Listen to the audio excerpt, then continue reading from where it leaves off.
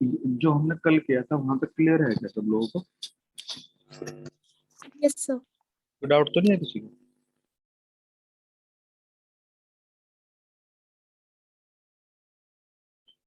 अरे मैं पूछ रहा हूँ किसी का डाउट तो नहीं है भाई को? नहीं सर। ठीक है, अब देखो ध्यान से समझना। अब हम सरफेस टेंशन को मॉलिक्यूलर थ्योरी के बिहाफ पे एक्सप्लेन करने की कोशिश करेंगे, फिर इसी के बाद ये चक्कर थोड़ा सा नए तरीके से आगे बढ़ेगा। ध्यान से देखो। एक तो हमने अभी तक सरफेस टेंशन में ये पढ़ा है कि अगर कोई लिक्विड है उसकी जो फ्री सरफेस है, उस फ्री सरफेस की टेंडेंसी कॉन्ट्रैक्ट करने की होती है। तो उस कॉन्ट्रैक्शन की जो टेंडेंसी है, उस प्रॉपर्टी को ही हम सरफेस टेंशन कह रहे हैं। और ये लिक्विड की प्रॉपर्टी नहीं है, ये लिक्विड के फ्री सरफेस की प्रॉपर्टी। समझ रहे हो ना भाई?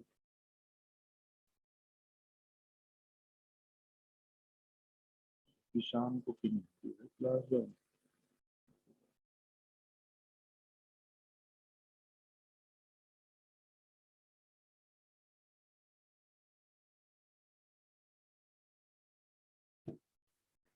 समझ रहे हो ना मैं क्या कह रहा हूँ?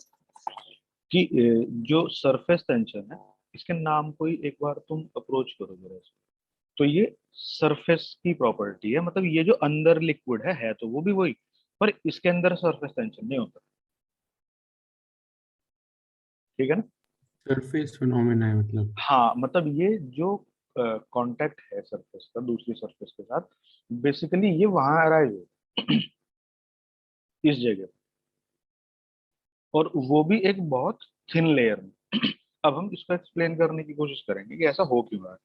मॉलिक्यूल्स की जो प्रॉपर्टी है, अब इसको जरा एनालाइज करें। इन्होंने क्या देखा कि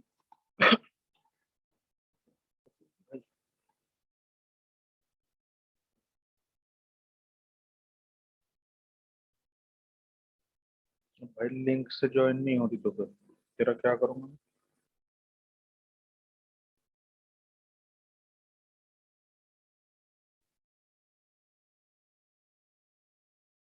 मेरी मीटिंग आईडी कौन सी होगी भाई?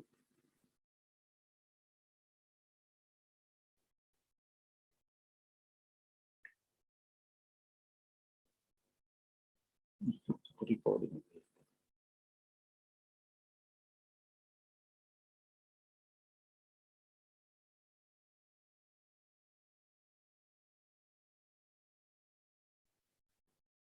हाँ, तो मैं कह रहा था कि अब हम थोड़ा सा सरफेस टेंशन को एक्सप्लेन करने की कोशिश करेंगे मॉलिक्यूलर थ्योरी के लिए। देखो ध्यान, मतलब जैसे सपोज करो कि मेरे पास लिक्विड है, ये मैं यहीं पे देख लूँ। तो होता क्या है कि जैसे लिक्विड का ये मॉलिक्यूल है ए, तो ऐसी ऑब्जर्वेशन है कि इसके जो सराउंडिंग मॉलिक्यूल, ठीक है ना, यस सर। ये सराउंडिंग मॉलिक्यूल इसको अपनी तरफ और ये उनको अपनी तरफ सिर्फ और सिर्फ अट्रैक्ट करेंगे। ठीक है सर। और ये फिनोमेना जो है, ये अगर तुम लिक्विड को देखोगे तो ऐसा है सरफेस पे, ये तो थ्री डायमेंशनल फिगर बनेगी ना, तो स्फीयर के अंदर आ जाएंगे सारे के सारे। और हाँ सर। जिस रेंज तक ये फोर्स ऑफ अट्रैक्शन काम करता है, वो रेंज होती है भाई इतनी। समझ गए? Yes sir. Yes sir. हाँ, तो इस रेंज में सारे मॉलिक्यूल लिक्विड के एक दूसरे को अट्रैक्ट करते हैं, और ये जो ये फोर्स है, ये कहलाता है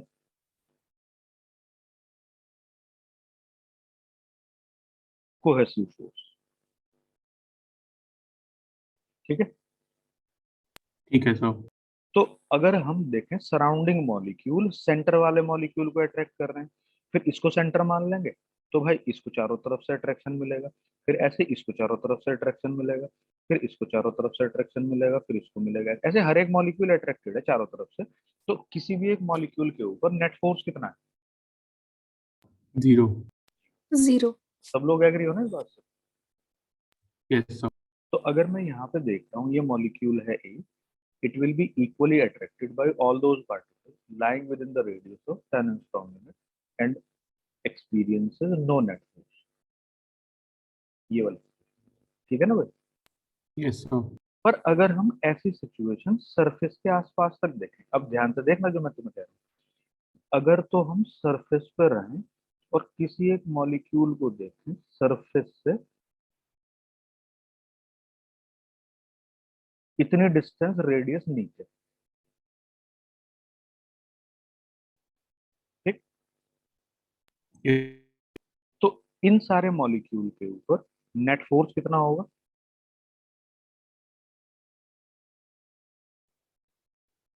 बोलो।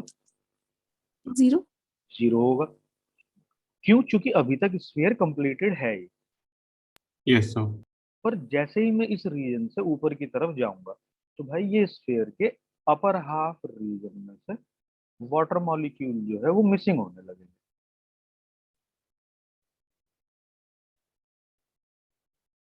ये यहाँ पे वाटर मॉलिक्यूल नहीं रहेंगे क्योंकि ऊपर तो एयर आ जाएगी हाँ ना सर। यहाँ पे। बोलो, ये बात भी समझ में आई क्या? Yes sir. आ गई। तो अब तुम ये देखो कि अगर मैं एक मॉलिक्यूल या तो यहाँ पे या फिर इस रीजन में, ये जो 10 एंगस्ट्रॉम यूनिट का जो रीजन है, अगर मैं इसमें देखता हूँ तो इस रीजन में इन सब पार्टिकल्स के ऊपर जो नेट फोर्सेस का रिजल्टेंट होगा वो किधर जाना चाहिए तुम्हारे हिसाब से? मान लो ये एक पार्टिकल है, इसके ऊपर ये दो फोर्सेस हैं, देखो इनका नेट रिजल्टेंट इधर होगा। ये दो फोर्सेस हैं, इनका नेट रिजल्टेंट इधर होगा। ये दो फोर्सेस हैं, इनका नेट रिजल्टेंट इधर होगा। तो इन सब मॉलिक्यूल्स के ऊपर जो इस लेयर के अंदर लाई करेंगे, नीचे की तरफ होगा उन पे फोर्स।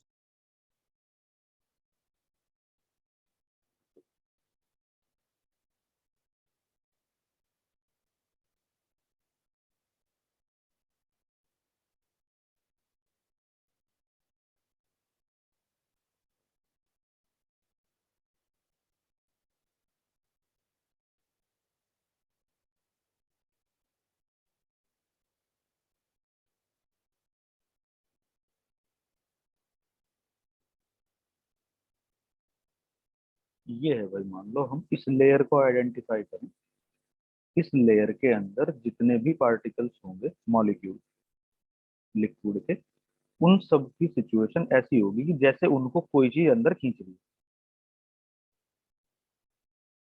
बोलो। Yes sir. तो ये इस लेयर का ही तो फिनोमेना हो गया ना भाई। हाँ जी सर। तो अब तुम ये बताओ, जैसे मेरे पास इन्फ्लेटेड बलून है, तो इन्फ्लेटेड बलून की मेम्ब्रेन किस तरह काम कर रही है? जैसे कोई चीज उसको अंदर की तरफ खींच रही है, ऐसे ही तो कोलैप्स कर जाता है वो छोटा होते होते। हाँ सर। तो ये फिनोमेना यहाँ पे भी तो हो गया भाई।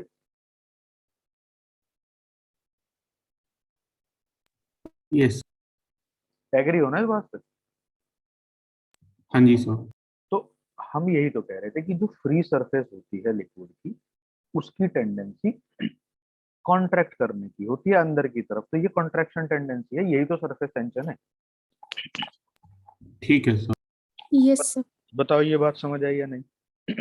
यस सर, आ गई। अच्छा, अब होता क्या है कि अगर एक लिक्विड के पार्टिकल दूसरे लिक्विड के पार्टिकल को 10 10 एंगस्ट्रॉम के आसपास की डिस्टेंस तक अप्रोच कर रहे हैं, तो भाई उनके बीच में फोर्स ऑफ अट्रैक्शन है, उसको हम कह रहे हैं कोहेसिव फोर्स। पर अगर यही अट्रैक्शन दो पार्टिकल अलग अलग नेचर के एक दूसरे को इस रेंज को अप्रोच करने लगे, तो इनमें भी फोर्स ऑफ अट्रैक्शन हो जाता है। वहां ये कहलाता है एडहेसिव फोर्स। जो ग्लू वगैरह होते हैं इसीलिए तो उनका नाम एडहेसिव कहलाता है, जो फेविकोल वगैरह होते हैं। ठीक है सर। तो इसी वजह से देखो, अपने पेन के अंदर होती है इंक। तो इंक कैसी है? लिक्विड। जब हम बोर्ड के ऊपर लिखते हैं इससे, तो बोर्ड का मटेरियल अलग हो जाएगा। तो जब ये पेन इस बोर्ड पे लिखेगा तो पेन की इंक के मॉलिक्यूल के बीच में कोहेसिव फोर्स, जब वो बोर्ड के साथ कांटेक्ट बनाएंगे तो उन्हीं के बीच में एडेसिव फोर्स। तो होता क्या है कि पेन के बीच में, पेन की इंक के बीच में जो कोहेसिव फोर्स है वो बोर्ड के और इंक के बीच के एडेसिव फोर्स से छोटा रह जाता है। तो मॉलिक्यूल इंक के मॉलिक्यूल को छोड़ के बोर्ड के मॉलिक्यूल से चिपक जाता है। नहीं यस समझ सर। रहे मैं क्या कह रहा सर रिपीट कर दीजिए। हूँ? मैंने कहा है कि ये तुम्हारा पेन है, यस सर। पेन के अंदर यहाँ इंक भरी है, इंक के मॉलिक्यूल के बीच में कोहेसिव फोर्स है। कोहेसिव फोर्स है। जब ये पेन बोर्ड के कांटेक्ट में आएगा तो पेन नहीं आएगा, बेसिकली पेन की टिप आएगी। तो यहाँ पे इंक और बोर्ड दो अलग मटेरियल है, इनके बीच में यस फोर्स हो सर। जाएगा एडेसिव फोर्स। एडेसिव। तो जब हम बोर्ड के ऊपर लिखने की कोशिश करेंगे तो इंक और बोर्ड के मॉलिक्यूल के बीच का एडेसिव फोर्स इंक के बीच के मॉलिक्यूल के कोहेसिव फोर्स से बड़ा हो जाएगा। तो ये मॉलिक्यूल अपने को छोड़ के दूसरे के साथ चिपक जाएंगे। Okay sir. जैसे मतलब फनी सा एग्जांपल दे देता हूँ कि भाई जैसे सपोज करो कि किसी के घर में ना मतलब कोई लड़का है अनमैरिड, तो उसकी शादी हुई नहीं अभी तक। तो लड़के का और उसकी माता जी का जो बॉन्ड है अच्छा होता है नहीं होता? बोलो। होता है सर। जब अच्छा बॉन्ड है तो ये बताओ मुझे कि ये दोनों का जो बॉन्ड है वो कोहेसिव बॉन्ड है कि एडेसिव?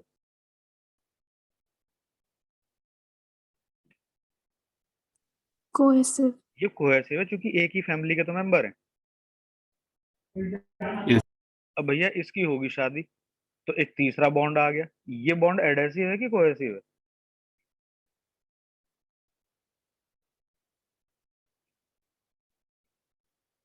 बोलो। एडेसिव। ये दूसरी फैमिली का मेंबर तुम्हारे घर में आ गया तो ये एडेसिव है। अब तुम ये बताओ कि जब ये स्ट्रॉन्गर होता है तो क्या होता है? ये बेचारे ये ओल्ड एज होम में जाते हैं। आजकल तो हमारे मॉडर्न सोसाइटी में ये तो चल रहा है। Yes sir. मतलब जो बॉन्ड स्ट्रॉन्गर है तो दूसरे को छोड़ दो भले ही वो अपना हो। Yes sir. तो ये पेन की इंक भी तो यहाँ यही कर रही है, पेन के बेचारे अपनी बॉन्डिंग थी यहाँ पे इनके बीच में, जैसे ही उसे बोर्ड बोर्ड दिखाई दिया तो उसने क्या किया, अपनों को कह दिया भैया तुम नहीं अब हमारे को तो लगता है, अब तो हम इसके साथ जाएंगे, तो यहाँ चिपक लेते हैं भाई साहब।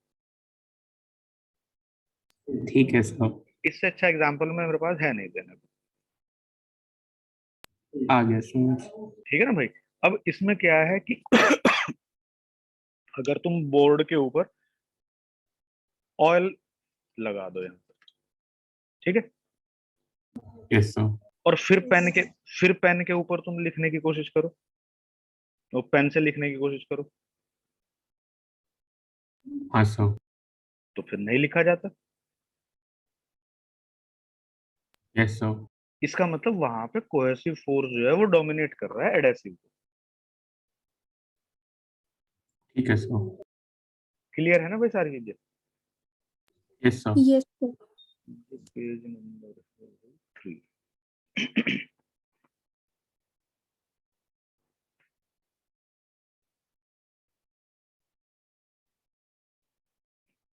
अब होता क्या है कि जो लिक्विड जब हम किसी कंटेनर में रखेंगे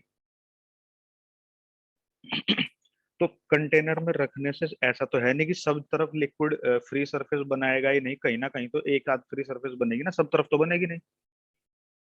जैसे अगर हम ड्रॉप को रख देंगे एयर में तो उसमें स्फेरिकल सरफेस है तो उसके चारों तरफ ही फ्री सरफेस बन जाती है।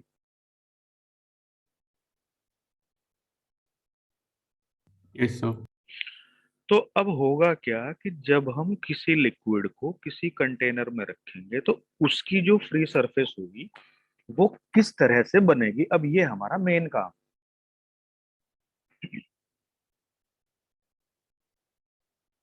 मैं लिख रहा हूँ ध्यान से समझना। Free surface of the liquid will acquire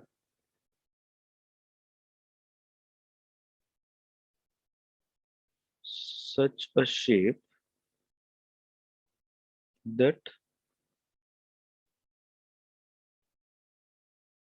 resultant of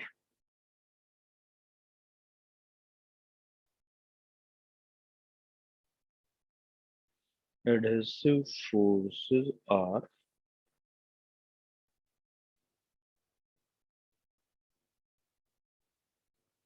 perpendicular to the free surface। जो फोकस करने की चीज है, मैं उसको थोड़ा हाईलाइट कर देता हूँ।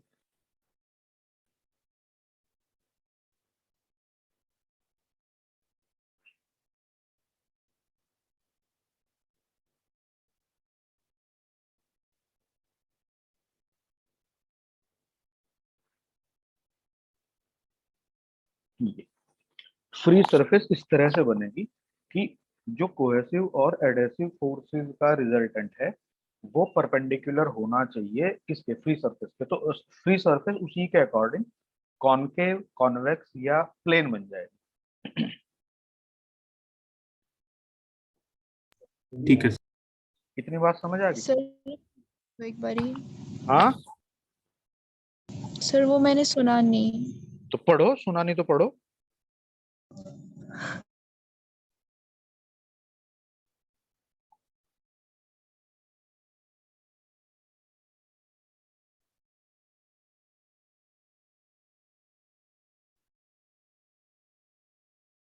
तब भी समझ नहीं है?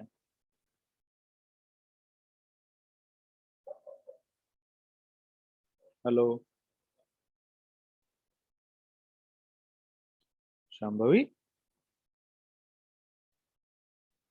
जी सर। सर वो स्क्रीन ब्लैक आ रही है।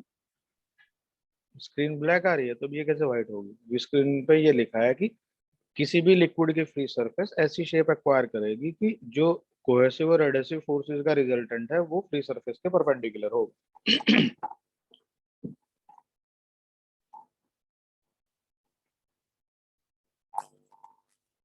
अभी भी नहीं समझ आया?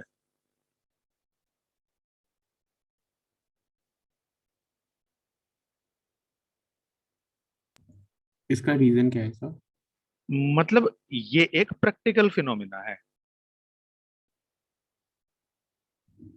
ठीक है सर।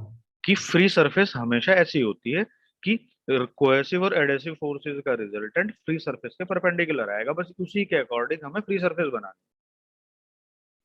ठीक है सर। एग्री होना इस बात से?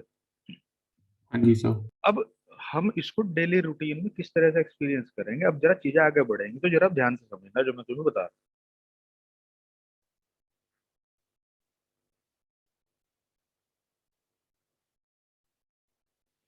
अब देखो अपने पास किस तरह के लिक्विड और सरफेस के नेचर तुम्हें दिखाई देगी। तुम देखो कि भाई अगर तुम देख रहे हो इंक और बोर्ड, तो इंक के मॉलिक्यूल बोर्ड से चिपक रहे हैं,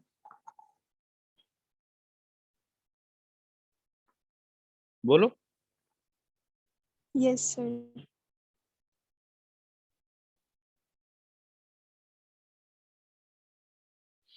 दूसरा इंक है पर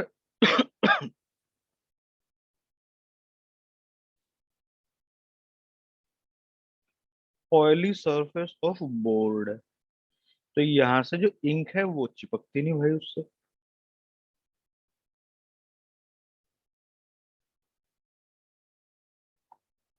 बताओ। Yes sir. वाटर है, ग्लास है, water molecule stick to the glass. Glass surface. Mercury है, ग्लास है, लिक्विड ही तो है। Yes sir. Mercury molecule glass से नहीं चिपकता। नहीं चिपकता भाई। तो इसका मतलब अपने पास ये दो ही तो कंडीशन एनालाइज करने को है, या तो कोई मॉलिक्यूल चिपकेगा या नहीं चिपकेगा, दिख जाएगा आंखों से। Yes Yes, sir. sir. एक इंटरमीडिएटरी कंडीशन हो सकती है। इसका मतलब ये है कि यहाँ पे इंक जो है और बोर्ड के मॉलिक्यूल के बीच में जो एडेसिव फोर्स है कोहेसिव से बड़ा है, यहाँ कोहेसिव एडेसिव से बड़ा है, यस सर। या कोई और भी नेचर है। यही है सर। तो कौन सा फोर्स बड़ा है वो तो हमें किससे दिख जाएगा?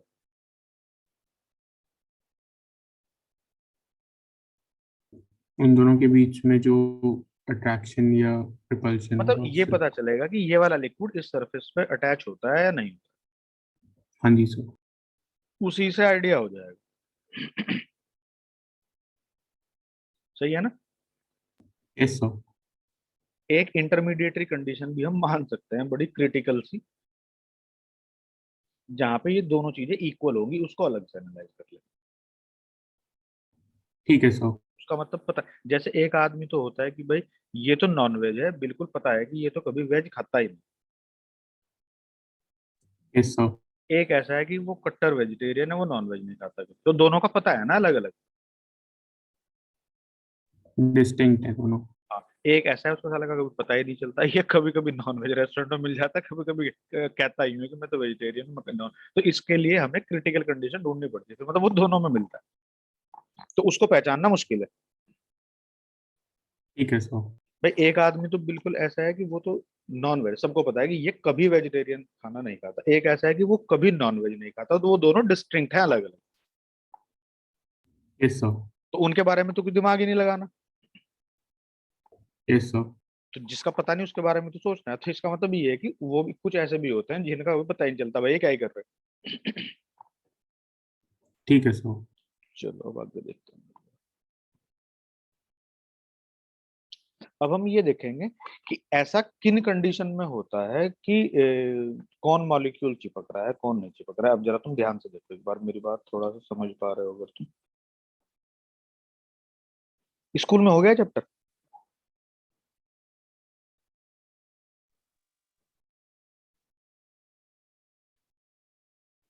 हम्म। Sir Yes, sir. चल रहा है। चलो चलो, अब तुम ये देखो कि यहाँ पे एक मॉलिक्यूल है कोई, मतलब ये इसमें हमने लिक्विड भर रखा है यहाँ पे सब जगह, और यहाँ पे एक लिक्विड का मॉलिक्यूल है जो इस ग्लास के सरफेस के साथ कांटेक्ट में है। नहीं समझे? Yes, sir. एक लिक्विड का एक मॉलिक्यूल ग्लास की सरफेस से कांटेक्ट में है, तो यहाँ पे क्या होगा, तुम बहुत ध्यान से समझना जो मैं तुम्हें कह रहा हूँ। इसके पीछे ये जो मैंने वन क्वाड्रेंट बनाया है स्फीयर का, यहाँ पे कौन से मॉलिक्यूल होंगे?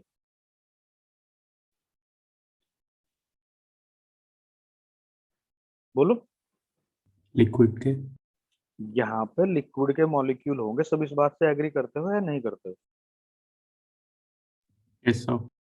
और ये रेंज होगी, इतनी बड़ी रेंज को ही हम डिस्कस कर रहे हैं सिर्फ। इस चैप्टर को पढ़ के तुम्हें काफी अच्छा लगने वाला है। अच्छा ऐसे भी होता है, चलो। अब इन सारे फोर्सेस का रिजल्टेंट किधर होगा?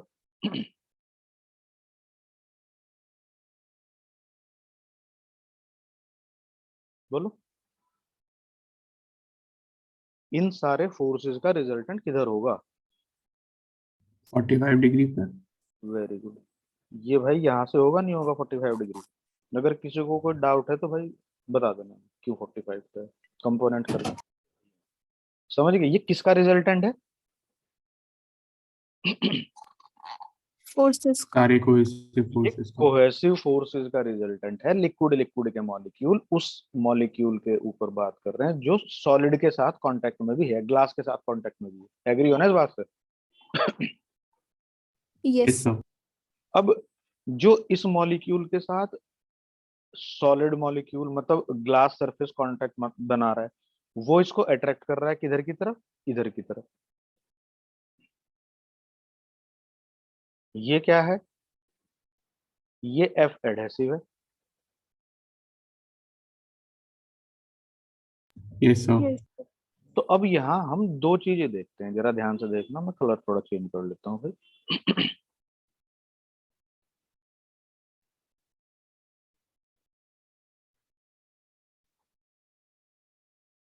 F C by root two, f C by root two. बोलो। Yes sir. तो अगर मैं ऐसा कहता हूं कि f a greater than f C by root 2।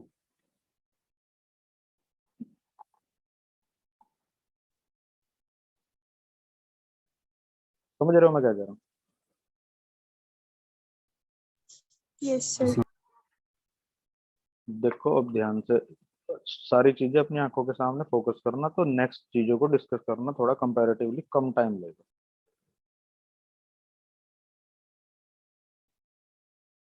जब F A F C by root 2 से बड़ा होगा तो इस फोर्स का और इस फोर्स का रिजल्टेंट किधर होगा?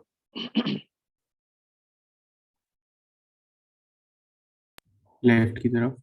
लेफ्ट की तरफ। Very good. लो भाई, ये होगा इधर की तरफ। और ये जो ये दूसरे वाला एफ सी बाई रूट 2 है, ये वाले भाई साहब तो बचे रहेंगे ना यहाँ पे, ये वाले। Yes sir. ये तो है F A minus F C by root 2 और ये है एफ सी बाई रूट 2। तो एक तो यहाँ इससे ये बात क्लियर होगी, हम उस लिक्विड की बात कर रहे हैं जिसके मॉलिक्यूल मॉलिक्यूल के बीच का cohesive force upon root 2 less है उस सॉलिड के बीच के एडेसिव फोर्स से। मतलब ये कंडीशन जहां फुलफिल हो रही है।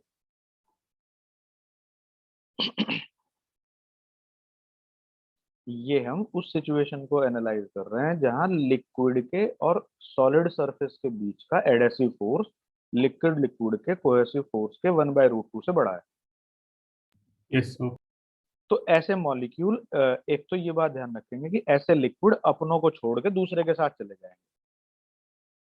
इसका मतलब किन लिक्विड में ये वाली कंडीशन फुलफिल हो रही है, जो अपनों को छोड़ के दूसरे के साथ चले जाएं, वहां ये कंडीशन फुलफिल हो रही है, ऐसा ऑटोमेटिकली मान लेना चाहिए।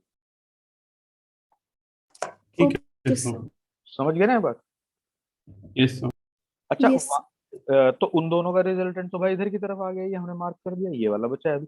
तो यहाँ इन दोनों फोर्सेस का रिजल्टेंट किधर होगा? वो इधर को होगा। यस। तो ये नेट फोर्स है कोहेसिव और एडहेसिव का। बोलो। Yes sir. और अब तुम मुझे ये बताओ, अभी हमने प्रीवियस पेज पे क्या बात पढ़ी थी? यहाँ पे ये यहाँ इधर देखो जरा, यहाँ पे कि फ्री सरफेस ऐसी होगी जो कोहेसिव और एडहेसिव के रिजल्टेंट फोर्स के परपेंडिकुलर होगी। Yes sir. तो यहाँ तुम किस तरह की फ्री सरफेस बनाने की कोशिश कर रहे हो? ये इसके परपेंडिकुलर है, ये इसके परपेंडिकुलर है, या इसके सर। या फिर ये वाली इसके परपेंडिकुलर। जो सेकंड बनाई थी। ये सरफेस अगर मैं बनाऊंगा तो तुम्हें दिख रहा होगा ये इसके परपेंडिकुलर दिखता है। Yes sir.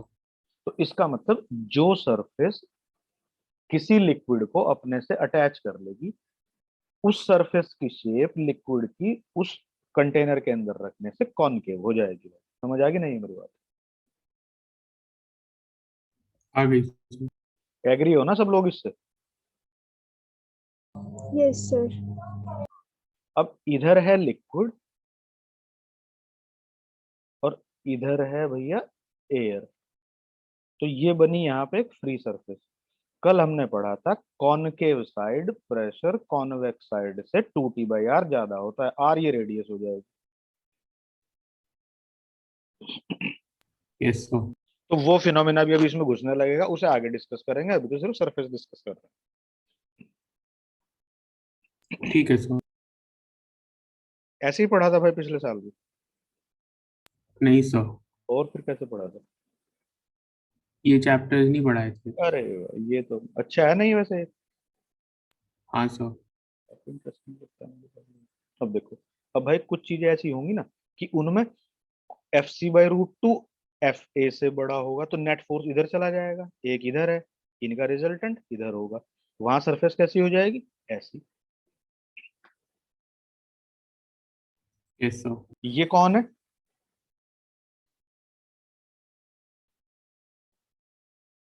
Fc/√2 adhesive forces ये से वो ज्यादा है। होंगे जो लिक्विड अपने मॉलिक्यूल को छोड़ के दूसरे सॉलिड सरफेस के साथ नहीं चिपकते। Yes sir. तो उनकी जो सरफेस है वो हो जाएगी कॉन्वेक्स। तुम देखना, जो थर्मोमीटर वो होता है ना ब्लड प्रेशर नापने के लिए, स्फिग्मोमैनोमीटर कहते हैं, क्या कहते हैं? यस सर, वही कहते हैं। हाँ, उसको देखो तुम, उसमें जब मर्करी कॉलम थोड़ा बड़ा दिखता है, थर्मोमीटर में थोड़ा छोटा दिखता है, पता नहीं चलता। तुम उसमें थर्मोमीटर देखना, ऊपर से राउंड रहता है। Yes sir. तो वो राउंड रहने का भाई, ये ऐसे ही तो राउंड रहता है।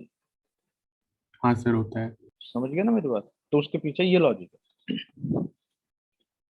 ठीक है सर। तीसरी सरफेस होती है भाई वो, कि उसमें क्या होता है कि ये इन दोनों के इक्वल होगा, तो वहां नेट फोर्स जो होगा, ये दोनों कैंसिल कर देंगे, बस यही बचेगा, वहां पे फ्री सरफेस हो जाएगी, परपेंडिकुलर। बता दो, ठीक एग्री है हो? सर। समझ आ गया ना सब कुछ?